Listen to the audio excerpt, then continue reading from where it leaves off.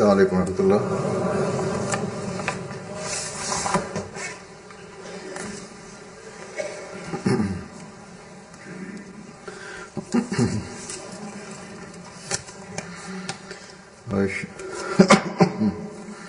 أشهد أن لا إله إلا الله وحده لا شريك له وأشهد أن محمدا عبده ورسوله أما بعد فأعوذ بالله من الشيطان الرجيم بسم الله الرحمن الرحيم الحمد لله رب العالمين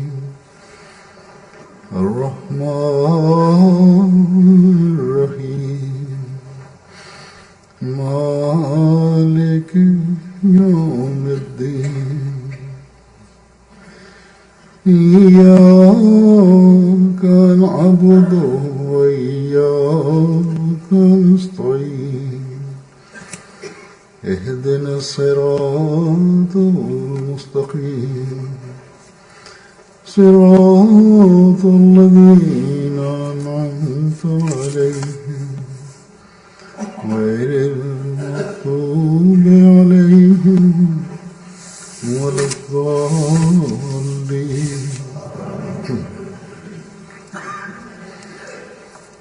يا أيها الذين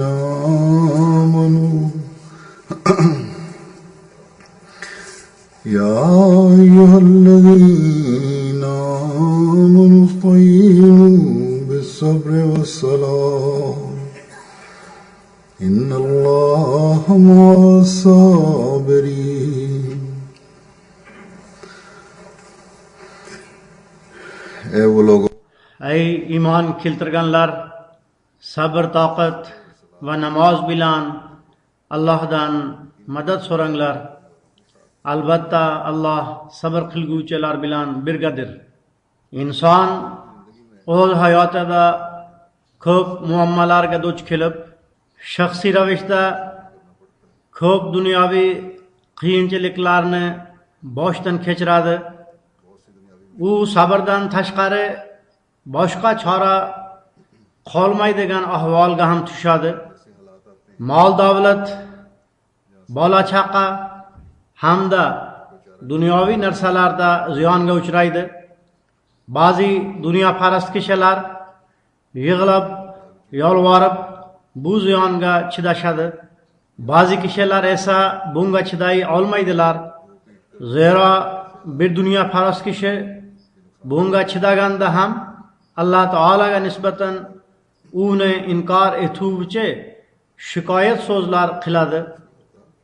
Ba'zilar esa dunyoviy zararlarga chiday olmay o'zlarini yo'qotib jinni bo'lib qolishadi. Ammo Alloh taolaning ba'zi shunday bandalari ham borki, ular moliyaviy ziyonga chidashi, ruhiy aziyatlardan o'tishi yoki jismoniy aziyatlarga kaltaklangan holda chidashiga to'g'ri keladi. Bunga sabab faqat shuki, ular Alloh taolaning hukmiga bo'ysunib, u yuborgan biror payg'ambarga iymon keltirishadi. Ya'ni ularning dunyoviy, moliyaviy ziyonlari ham, joniga nisbatan ziyonlar ham Alloh taolo uchun bo'ladi. Biroq ular barcha ziyonlarga hech shikva shikoyatsiz bardosh berishadi. Alloh taolaga: "Ey Parvardigorimiz, biz sen yuborgan kishini qabul qilganimiz sababli shunday ahvolga duch kelmoqdamiz. Sen bizning sabr toqatimizni oshirgin, o'zing bizga yordam bergin, bu zolimlar zulmidan bizni saqlagin, biz duch kelgan sinovda bizga sobit qadamlik ato etgin deb albatta duo qilishadi. Odamlar boshqa payg'ambarlarning tarixini o'qishadi yoki eshitadilar. Boshqa musulmonlar ham Qur'oni Karimda payg'ambarlar va ularga iymon keltirganlarning voqealarini o'qishadi hamda eshitishadi. Dastlab musulmonlarga bo'lgan zolimona voqealarni ham o'qishadi yoki o'z ulamolaridan eshitib olishadi. Biroq Ahmadiy musulmonlar esa ular Masihi Muhammadiyni tan olganliklari sababli payg'ambar sallallohu alayhi va alihi va sallamning haqqoniy qulini qabul qilganliklari sababli islomni qayta jonlantirish uchun Alloh taolo yuborgan kishiga iymon keltirganliklari sababli amalan bu ahvolni boshlaridan kechirmoqdalar. Bu ahvol boshqalar uchun ehtimol diniy zulm-u sitamdan iborat bo'lgan eski voqea va hikoyalar bo'lar. Boshqa ba'zi guruhlar va firqalar ham biz din sababli qarshilik va dushmanlikka duch kelmoqdamiz deb aytishlari mumkin.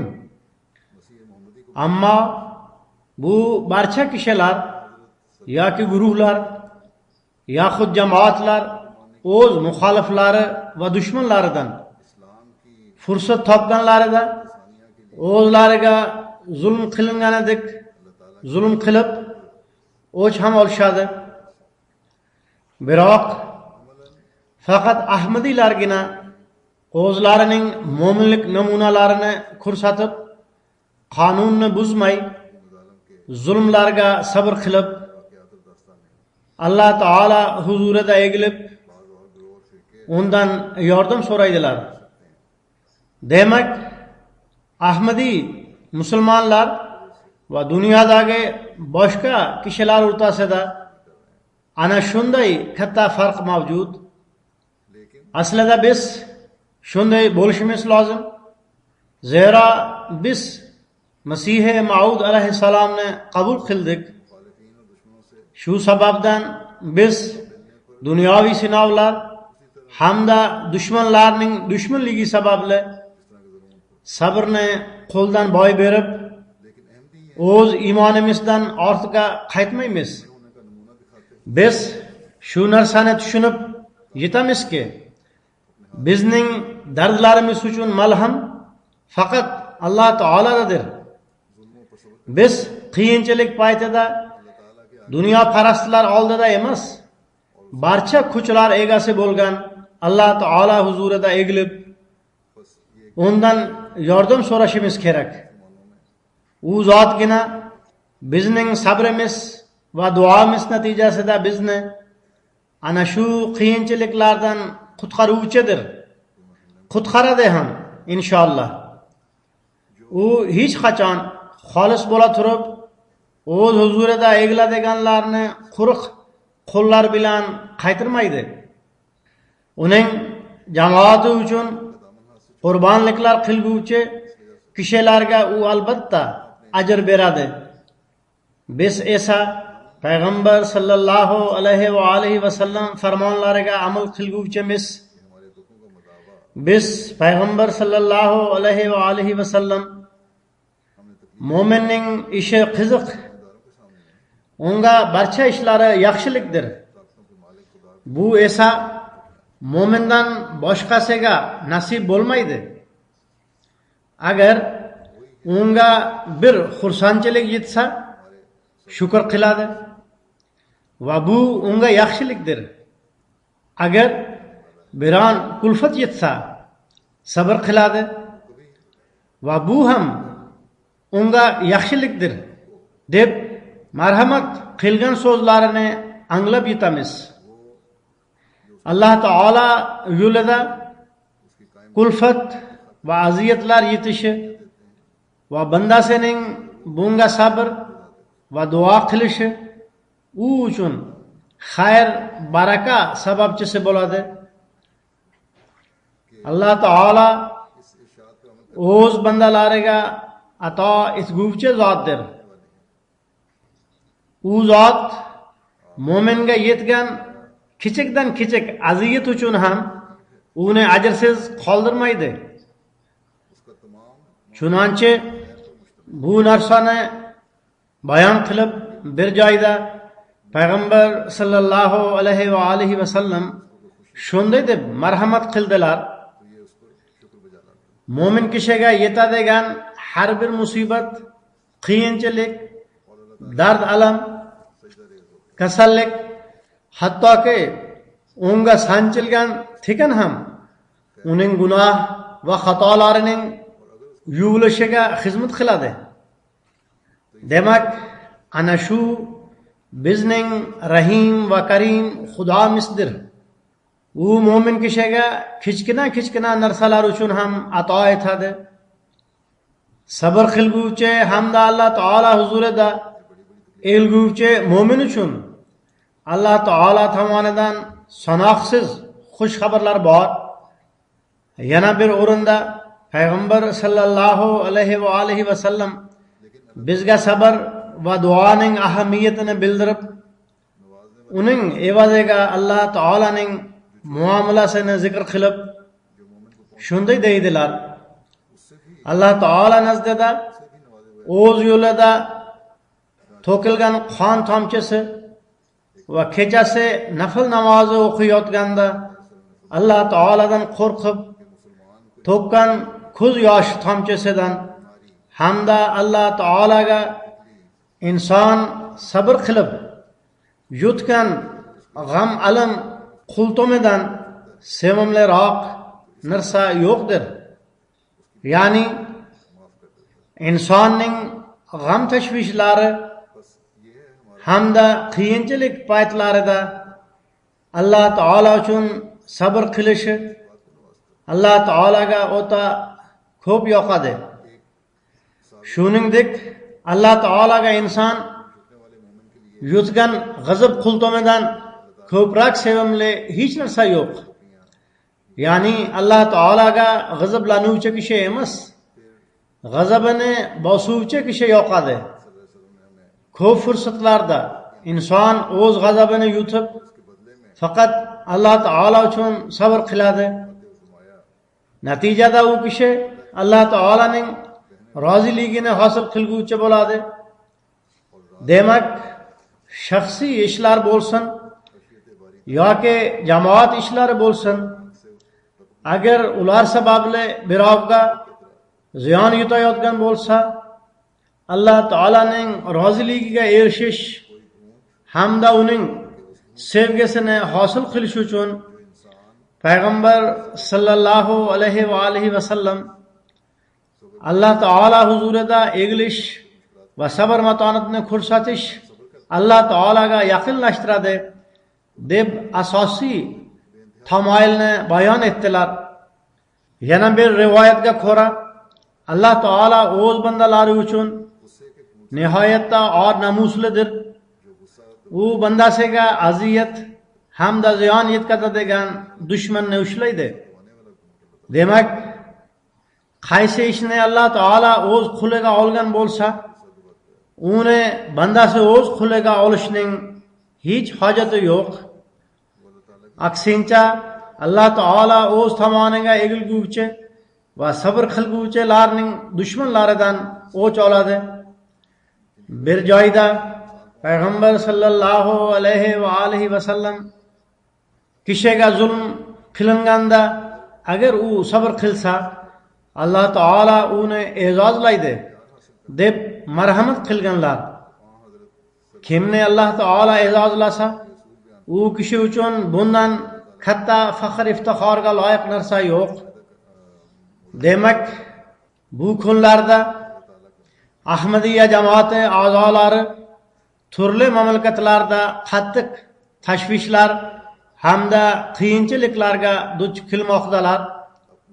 Bunda bizning ishimiz shuki, sabr hamda duo bilan Alloh taoladan yordam so'ragan holda uning huzurida yig'laylik.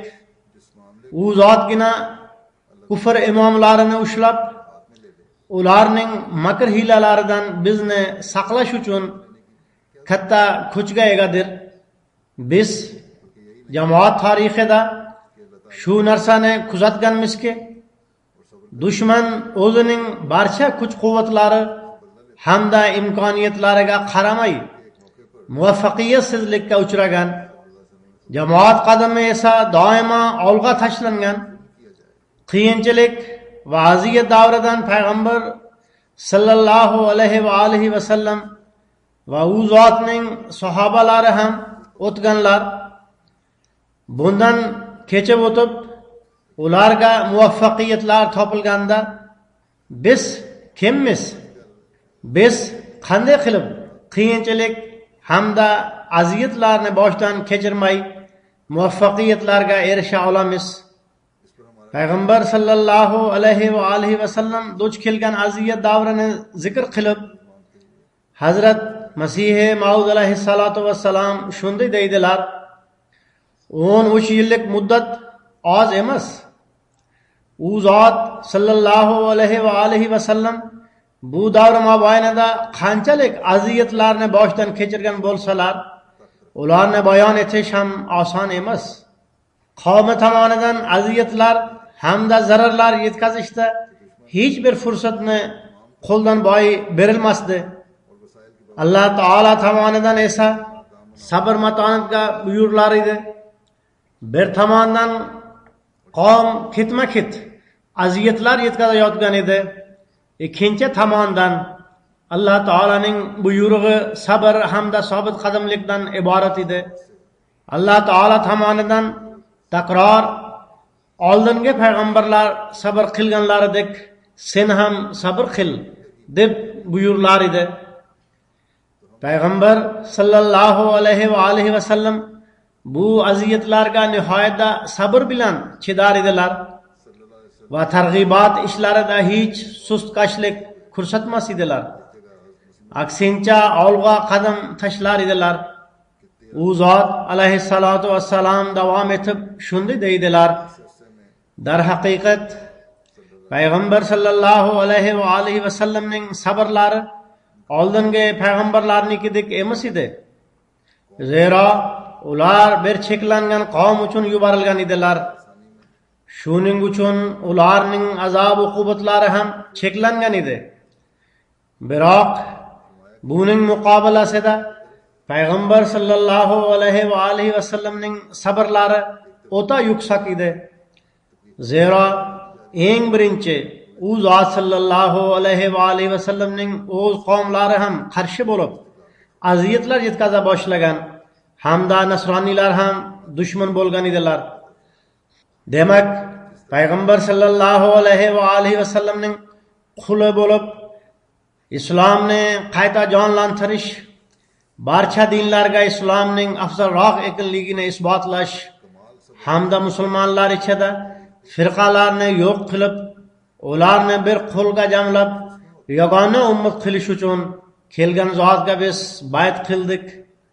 Shunda bizning yaqinlar hamda begonalar tomonidan qarshiliklarga duch kelishimizga to'g'ri keladi. Begonalar esa musulmonlar oldingi davrlarda duch kelgan qarshiliklar singari dunyoning ko'p mamlakatlarida qarshilik qilmaydilar. Ayrim g'ayri musulmon kishilar agar qarshiliklar qilishsa ham ongli ravishda qarshilik qilishadi. Ular islomga hujum qilib, biz hech zulm qilmadik deb ayta oladigan yo'llardan foydalanishadi. Ammo baribir qarshilik qilishadi. Bunday kishilardan ham biz islomni himoyalashimiz lozim. Hazrat Masihi Maud alayhissalatu vassalam islom muxoliflari islomni yo'q qilish uchun qaysi qurollardan foydalanayotgan bo'lsa, o'sha qurollardan foydalanishimiz kerak deb marhamat qilganlar. U qurol esa targ'ibot hamda adabiyotlar qurolidir. G'ayri musulmon dunyoda islom tarqala boshlaganda g'ayri musulmon mamlakatlar ham o'z mahalliy kishilarining islomni qabul qilayotganlarini ko'rib jamoatga qarshilik qilishadi. Ba'zi joylarda shunday voqealar ro'y bergan. Ba'zi cherkovlar nihoyatda ochiq ko'ngillik bilan tadbirlarimizni o'tkazishimiz uchun joy ajratib berdilar. Biroq odamlarning qizg'ayotganini ko'rgach qarshilik boshlandi va ular joy berishdan voz kechdilar. Ular Ahmadiyya jamoati tarqatayotgan islomning haqiqiy islom ekanligini hamda kelgusida uning g'alaba qozonishini sezib oldilar. Haqiqiy islomning taqdiri ham ana shu. U Ahmadiyya jamoati orqali tarqaladi. Biroq hozirgi vaqtda musulmon ulamolar o'z minbarlaridan mahrum bo'lib qolishlaridan qo'rqib har bir joyda jamoatga qarshilikda peshqadamdirlar. Eski davrda dinga zulm qilinganidek zulm qilmoqda. Siyosatchilar ham mullalarning orqasidan ergashadigan ovoz beruvchilar bizdan uzoqlashib ketmasin deb ovoz hamda yuzaki shuhrat uchun ularning orqasidan ergashishadi. Aks holda bu kishilar dinning alifbosidan ham xabardor emas. Ularning ko'pchiligi ehtimol namoz ham o'qishmas. Juma yoki hayit namozini ham onda sonda o'qisalar kerak. Ammo islom or-nomusi nomi bilan Ahmadiylarga albatta hujum qilishadi yoki parlamentlardan qonunlarni qabul qildirishga harakat qilishadi. Pokistondagi ozod Kashmirda ham bu kunlarda parlamentda pokistonlik mullalar ta'siri ostida u yerdagi siyosatchilar Ahmadiylarni g'ayri musulmon deb qaror chiqarish uchun parlamentga tavsiya qildilar. Bu kishilar nima qilmoqchi bo'lsalar qilaversinlar. Pokiston parlamenti ham Ahmadiylarni g'ayri musulmon deb qaror chiqargan edi. Unda nima bo'ldi? Nima jamoatning rivojlanishi to'xtab qoldimi? Alloh taolaning fazl marhamati bilan jamoat kun sayin kengaymoqda. Biroq jamoat a'zolari shuni esda tutishlari kerakki, sabr bilan Alloh taoladan yordam so'rash uchun duo qilish, uning huzurida egilish, o'z namozlari va ibodatlarini muhofaza qilish har bir ahmadiyning burchidir. Ana shu narsa yanada Alloh taolaning fazl marhamatlariga voris qiladi. Men oldingi juma xutbalarimda bir necha marta Aljazoirdagi qarshilikni zikr qilganman. U yerda ko'p kishilar Ahmadiyya sababli qamalganlar. Ular 1 yildan tortib 3 yilgacha ozodlikdan mahrum etilganlar. Yana ko'p Ahmadiylarga nisbatan jazolash qarori qabul qilingan. Hali ular qamoqxonaga jo'natilmagan, biroq ular ham qamoqxonaga jo'natiladi. U yerda har qanday ta'qiblar bor. Bunga sabab shuki, u yerdagi mulla ham Ahmadiyatning rivojlanishiga chiday olmayapti. Shuningdek, Bangladeshda ham tinimsiz qarshilik bo'lib turadi. Indoneziya va arab mamlakatlarida ham qarshilik bo'lmoqda. O'tgan kunlarda Bangladeshdagi Meymansingh rayoniga qarashli Shubhay nomli qishloqda mullalar bizning masjidimizga hujum qilib, bizning da'vatchimiz Mustafizur Rahmonni xanjarlar sanchib qattiq jarohatladilar. Xanjar bilan shu qadar qattiq hujum qilganki, uning to'liq tanasi jarohatlangan. Qorin boshlig'iga ham xanjar sanchgani sabab uning bir buyragi tashqariga chiqib ketgan. Bo'yniga ham xanjar suqdilar. Sho tomiri kesilishdan saqlangan. Ko'rganlarning aytishicha, uning tanasining har bir joyidan qon otilib chiqayotgan edi. Politsiya o'sha joyga yetib kelgach, uni hujumchilardan qutqarib olib, shifoxonaga yetkazdi. Jamoat a'zolari hamda xuddomlar shifoxonaga yetib borib, qon topshirdilar. Alloh taolo fazl marhamat qildiki, u kishiga o'z vaqtida tibbiy yordam berildi. Yaxshi doktorlar ham muyassar bo'ldi hamda yaxshi davolanmoqda. Bir necha marta amaliyotdan o'tgan. Qisqasi, kechagi ma'lumotlar bo'yicha uning ahvoli barqaror, biroq xavf-xatardan xoli emas. O'z hushiga keldi, biroq hushiga kelgach gapira olmasdi. Biroq qog'oz olib, ayrim gaplarni yozib berdi. Yozilgan narsadan shu narsa ayonki, o'zi azob-uqubat chiqqandan keyin ham bir mo'min sha'niga yarasha boshqalar haqida o'z tashvishini bildirdi. U kishi yozuvida boshqa bir da'vatchini ham qo'riqlash kerakligi, bu borada tahdidlar borligi hamda o'z ota-onasi to'g'risida g'am tashvishini izhor etdi. Alloh taolo unga sog'lik, salomatlik, uzun umr ato etsin va tez orada shifo bersin. Nima bo'lganda ham Hazrat Masih Maud alayhissalom bu qarshiliklar to'g'risida oldindan aytib bergan edilar. Ahmadiyatni qabul qilgandan keyin bu qarshiliklarga duch kelishimiz zarur.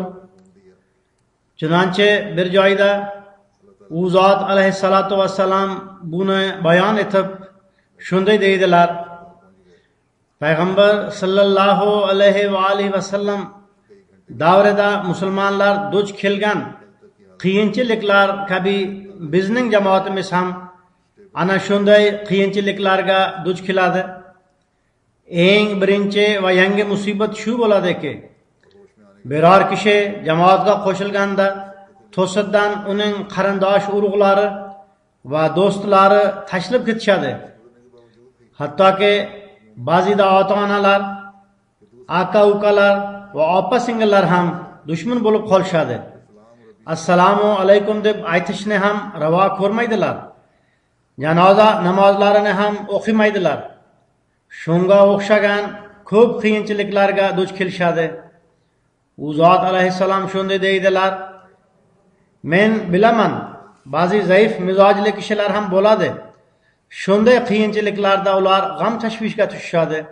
Biroq esda tutinglar, shunday qiyinchiliklarning yuz berishi zarur. Sizlar payg'ambar va rasullarga nisbatan afzal emassizlar. Ular shunday azob-uqubatlarni boshdan kechirganlar. Bu sinovlar Alloh taolo uchun iymonlaringiz mustahkam bo'lishi, pokiza o'zgarishning yuz berishi va duolar bilan band bo'lishlaringiz uchun keladi. Demak, sizlar payg'ambar va rasullarga ergashishlaringiz zarur. Sabr yo'lini tutinglar. Sizlar hech ziyon ko'rmaysizlar. Haqni qabul qilishlaringiz sababli sizlarni tashlab ketgan do'st haqiqiy do'st emas. U sababli tashvishlanmanglar. Zero u sizlarga haqiqiy do'st emas. Aks holda u sizlar bilan birga bo'lishi kerak edi. Sizlarni Alloh taolo tuzgan jamoatga qo'shilishlaringiz sababli tashlab ketgan va ayrilib ketgan kishilar bilan hech ziddiyatlarga bormasligingiz lozim. Aksincha, ular uchun g'oyibona duo qilinglar. Bizning xatti harakatlarimiz shunday bo'lishi kerakki, boshqalar dushmanlik qilsalar ham biz ular uchun duo qilishimiz lozim. U zot alayhissalom davom etib shunday deydilar: sizlar Alloh taolo ularga ham o'z fazl marhamati bilan sizlarga ato etgan basirat va ma'rifatni ato etsin deb duo qilinglar. Sizlar o'zlaringizning pokiza namunalaringiz hamda yaxshi xatti harakatlaringizdan yaxshi yo'lni tanlab olganingizni isbotlab beringlar. Ya'ni sizlar Ahmadiyatni qabul qilib hech jinoiy ish qilmadingiz. Aksincha sizlar yaxshi bir yo'lni tanlagansizlar. Demak, bu hujumlardan keyin ana shunday reaksiya bildirishimiz kerak. Shubhasiz biz qonuniy ish chorani ko'ramiz, duo ham qilamiz. Jinoyatchilarni isloh qilish uchun qonuniy choralarni ko'ramiz va kelgusida ham shunday qilamiz. Bunga Alloh taolaning o'zi buyurgan. Biz sabr etagini qo'ldan boy bermaymiz va qo'ldan boy bermasligimiz ham kerak. Har qanday musibat va qiyinchilikda biz Alloh taolo huzurida egilamiz va faqat u zot huzuridagina bosh egamiz inshaalloh. Ammo ba'zida ayrim kishilar to'g'risida menga shikoyatlar kelib tushadi. Ular shu yerda yashaydilar. Ularga hech qanday qiyinchilik yo'q. Targ'ibot yurgizishga ham fursatlar topiladi. Ular ba'zida ijtimoiy tarmoqlar orqali targ'ibot qilayotganda yoki ba'zi mullalar bilan bahs munozara yuritayotganda bir Ahmadiyning sha'niga yarashmaydigan qattiq so'zlarni ishlatishadi.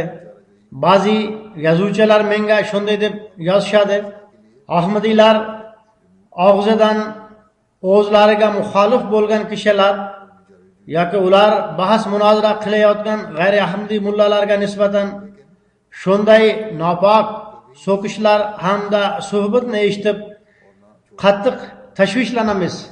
Nima bo'lganda ham bu gaplar biron bir Ahmadiyga hech yarashmaydi.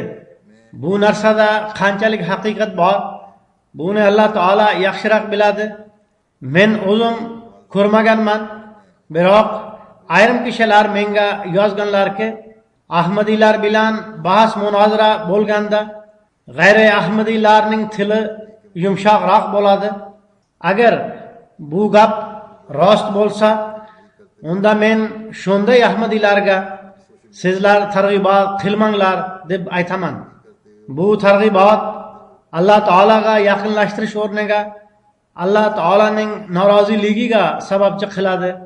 Hadisda bayon etilganidek, Alloh taolaga sabr qilguvchi hamda o'z jahlini bosuvchi kishi yoqadi.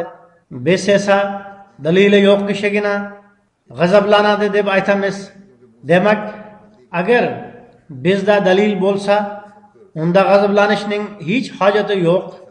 Hazrat Masih Mavud alayhissalatu vassalamning bu so'zlarini doimo esda tutinglar. U zot alayhissalom shunday deydilar: qaranglar, men shu ish uchun yuborilganmanki, sizlarga qayta-qayta nasihat qilay. Har qanday fitna, fasod hamda isyon joylaridan saqlanib turinglar. So'kishlarni eshitib ham sabr qilinglar. Yomonlikka yaxshilik bilan javob qaytaringlar. Agar biror kishi fitna, fasod chiqarmoqchi bo'lsa, sizlarga yaxshisi shuki, sizlar shunday joydan ketib qolinglar hamda yumshoqlik bilan javob qaytaringlar. Aslida ko'p marotaba shunday bo'ladiki, biron kishi nihoyatda jo'shqinlik bilan qarshilik bildiradi. Qarshilik qilishda ham fitna, fasod yo'lini, ya'ni eshitgan kishi g'azablanadigan yo'lni tutadi. Biroq uning muqobilasida yumshoq javob qaytarilganda va so'kishlar javobsiz qoldirilganda u kishi o'zi uyalib ketadi. Demak, biz uchun so'kishlarni eshitib ham yumshoqlik bilan javob qaytarish ta'limi bor. U zot alayhissalom davom etib shunday deydilar: u kishi o'zi uyalib qilgan ishiga pushaymon bo'lib xijolat chekadi. Shunday voqealar ko'p marotaba yuz bergan. Ko'ngli toza muxoliflar, o'zlari uyalganlar: men sizlarga rostini aytaman, sabrni hech tark etmanglar. Sabr shunday quroldirki, tanklar ham hal qila olmaydigan ishni sabr hal qiladi. Sabr qalblarni zabt etadi. Albatta esda tutinglar, men biror kishining bu jamoatdan bo'lib birov bilan urushganini eshitib nihoyatda qayg'uraman. Men bu yo'lni hech yoqtirmayman. Alloh taolo ham dunyoga namuna bo'ladigan jamoatning taqvo yo'li bo'lmagan yo'lni tutishini xohlamaydi. Balki men sizlarga shuni ham aytib qo'yayki, bu ish to'g'risida shu qadar urg'u berganki, agar biron kishi bu jamoatdan bo'la turib sabr hamda matonatni ko'rsatmasa, u jamoatga kirmaganini esda tutsin. U zot alayhissalom davom etib shunday dedilar: sizlarning jahl va g'azablanishning eng katta sababi shu bo'lishi mumkinki, birov meni yomon so'ksa, unda sizlar bu ishni Alloh taolaga topshirib qo'yinglar. Sizlar bu haqda qaror chiqara olmaysizlar. Mening ishimni Alloh taolaga topshirib qo'yinglar. Sizlar bu so'kishlarni eshitib ham sabr bardosh qilinglar. Men bu kishilardan qanchalik so'kishlarni eshitganimni bilmaysizlar. Ko'pincha so'kishlar bilan to'la xatlar keladi. Ochiq qartalar orqali ham so'kishadi. Markasiz xatlar keladi. Ularning pulini ham o'zim to'layman. Ochib o'qiganimda so'kishlar bilan to'la bo'ladi. Shunday iflos so'kishlar bo'ladiki, men albatta bilaman. Biron bir payg'ambarni ham shunchalik so'kmagan bo'lsa kerak. Men Abu Jahlda ham shunday so'kishlar unsuri bo'lganiga ishonmayman. Biroq bularning barchasini eshitishga to'g'ri keladi. Agar men sabr qilsam, unda sizlarga ham sabr qilishlaringiz farzdir. Shoh daraxt bilan uzviy aloqada bo'ladi.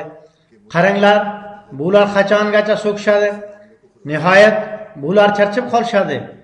Ularning so'kishlari, fitnalari va rejalari meni hech charchata olmaydi. Agar men Alloh taolo tomonidan bo'lmaganimda, unda shubhasiz ularning so'kishlaridan qo'rqib ketar edim. Men albatta bilaman, meni Alloh taolo yuborgan. Men shunday mayda-chuda gaplarni inobatga olmayman. Bu hech ham bo'la olmaydi. Sizlar o'ylab ko'ringlarchi, ularning so'kishlari kimga ziyon yetkazdi? Ulargami yo mengami? Ularning jamoati ozaydi va mening jamoatim ko'paydi. Bu so'kishlar hech qanday to'sqinlik qila olmaydi. Hozir jamoat 200 mingdan oshib ketgan. Bu son Huzur alayhissalom yozgan davrdagi edi. Bugun bu so'kishlarga qaramay, Alloh taolaning fazl marhamati bilan jamoat 209 mamlakatda barpo bo'lgan. U zot alayhissalom yana shunday deydilar: bu kishilar ulardan kelganlarmi yoki boshqalardanmi? Bu kishilar o'sha so'kadigan kishilardan kelib, bu jamoatga qo'shilgan. Ular menga nisbatan kofirlik fatvolarini berganlar. Biroq kofirlikning bu fatvosi ta'sirida jamoat ko'paydi. Kufrning fatvolari natijasi nima chiqdi? Natijasi jamoatning ko'payishi bilan yakunlandi. Agar bu jamoat bereja asosida tuzilganda edi, unda albatta fatvolarning ta'siri bo'lar edi. Biroq hech qanday ta'siri bo'lmagan. Kufrlik fatvosi mening yo'limda katta to'sqinlikni paydo qilishi mumkin edi. Ammo Alloh taolo tomonidan bo'lgan narsani yo'qqa chiqarishga insonning kuchi yetmaydi. Menga qarshi har qanday rejalar tuzilgan, biroq ular baribir afsuslanganlar. Men ochiq oydin aytamanki, menga qarshilik qiladigan kishilar juda kuchli oqib kelayotgan azimushon daryo oldiga qo'lini olib kelib uni to'xtatmoqchi bo'ladilar.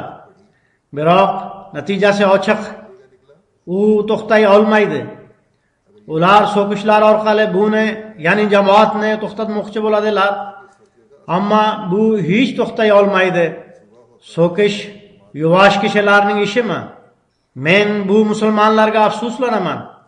Bular qo'rqmay og'iz ochadigan qanaqa musulmonlar? Men Alloh taolaga qasam ichib aytaman. Men bu musulmon deb ataluvchilardan shunday iflos so'kishlarni eshitganmanki, ularni biror bir razil odamdan ham eshitmaganman. Bu so'kishlar orqali bu kishilar o'z ahvollarini bildirib, o'zlarining fosiq va fojir ekanliklarini tan olishadi. Alloh taolo ularning ko'zlarini ochsin hamda ularga rahim qilsin.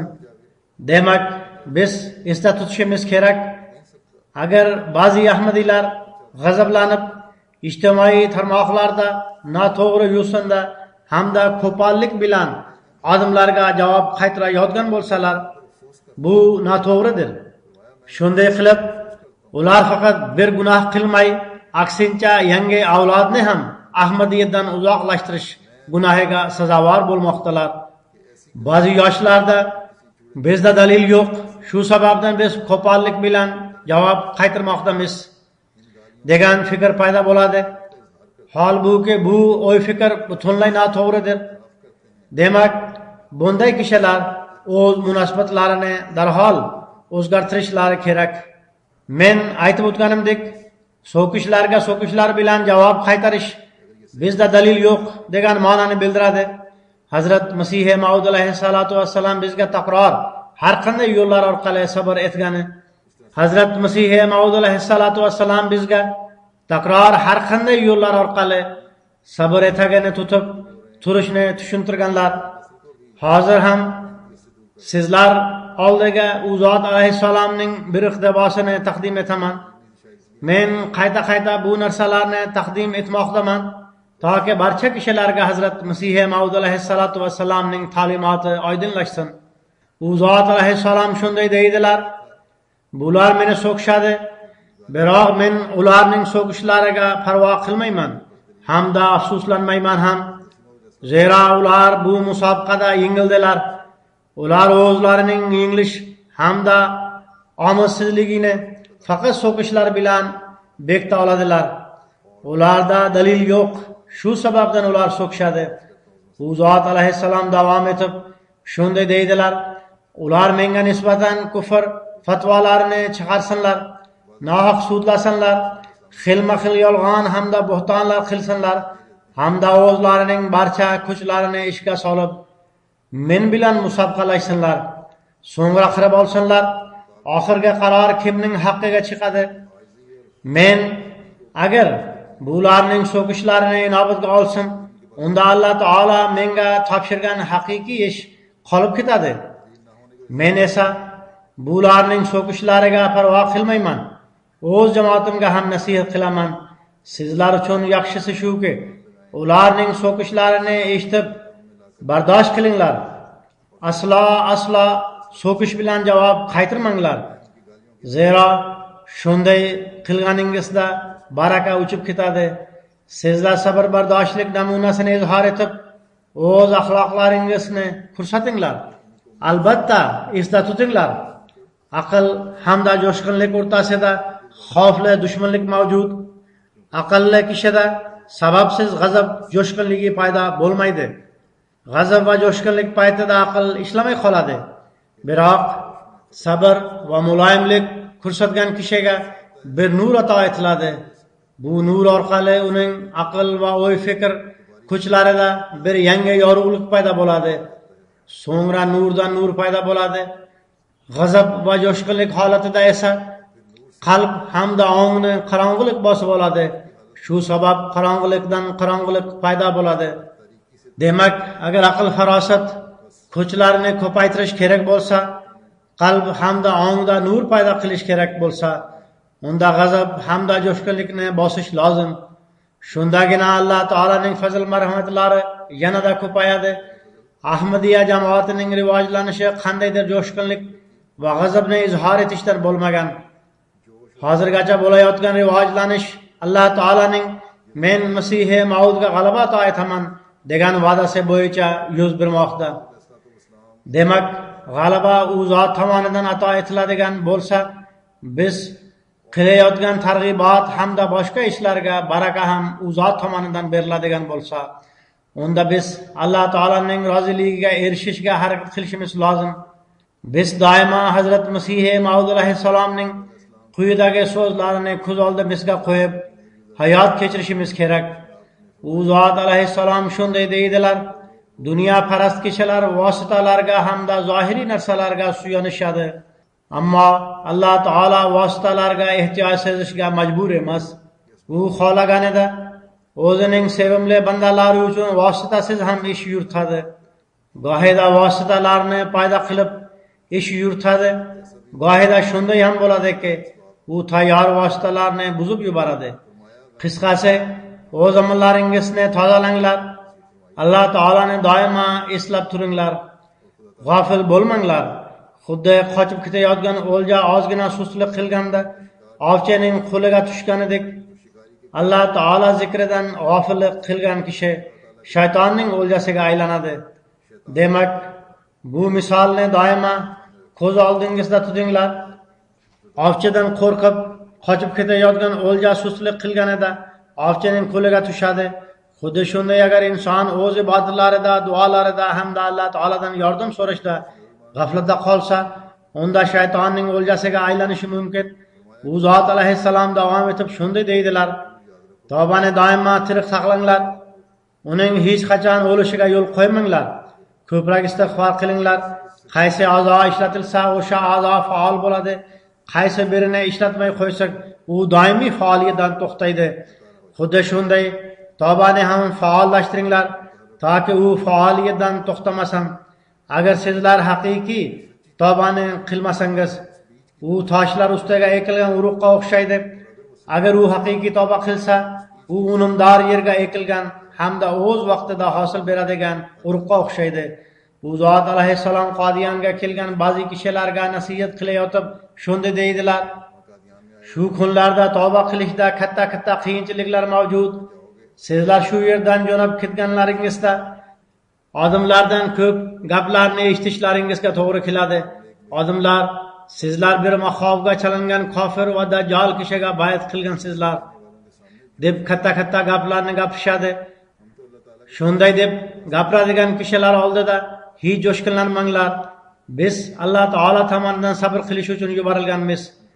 Shu sababdan sizlar ular uchun Alloh taolo ularga ham hidoyat bersin deb duo qilishlaringiz lozim.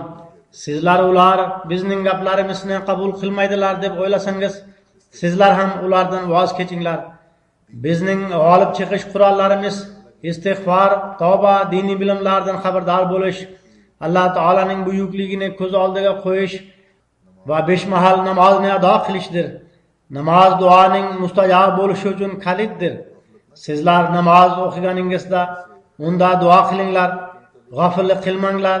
Har qanday yomonlik xoh u Alloh taolaning huquqlariga nisbatan bo'lsin, xoh u odamlarning huquqlariga nisbatan bo'lsin, undan saqlaninglar. Demak, bizning ishimiz Alloh taolo bilan aloqani o'rnatish, uning buyruqlariga amal qilish va uning yo'lida qurbonliklarni sabr hamda sobit qadamlik bilan ado etishdir. Alloh taolo bizga sabr hamda duo bilan o'zining rizolik yo'llaridan yurishga kuch-quvvat bersin. Biz doimo Alloh taolaning fazl marhamatlari hamda mukofotlarini hosil qiluvchi bo'laylik. Namozdan keyin men bir g'oybona janoza namozini ham o'qitaman. U Hindistonning Pangardi Keralasidan P.P. Nazmuddin sohibnikidir. U kishi 3-may kuni poyezd halokatida vafot etdi. Inna lillahi va inna ilayhi rajiun. O'z mashinasi bilan ketayotganda bu halokat ro'y bergan. Qur'oni Karim ko'rgazmasi haqida o'tkazilgan bir majlisdan qaytib kelayotganda halokat yuz berdi.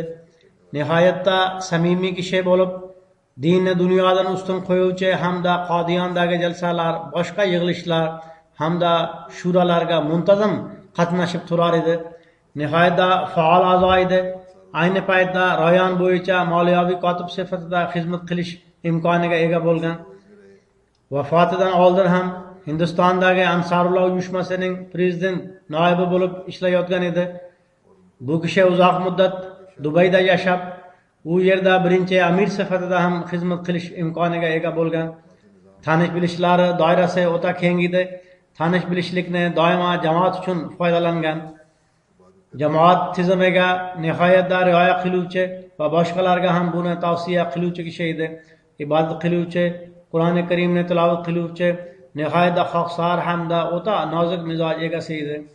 Odamlarga foyda yetkazadigan kishi edi. Bolalarni doimo go'zal uslubda voyaga yetkazib, ularni ezgu ishlar qilish uchun tarbiyalar edi va xilofat bilan bog'lanib turishni tavsiya qilar edi. Marhum vasiyat tizimiga qo'shilgan edi. Uning bir qizi shu yerda, bir o'g'li esa Dubayda yashaydi. Alloh taolo marhumning darajalarini yuksaltirsin. Bolalariga uning ezgu ishlarini davom ettirishga hamda xilofat va jamoat bilan bog'lanib turishga kuch-quvvat ato etsin.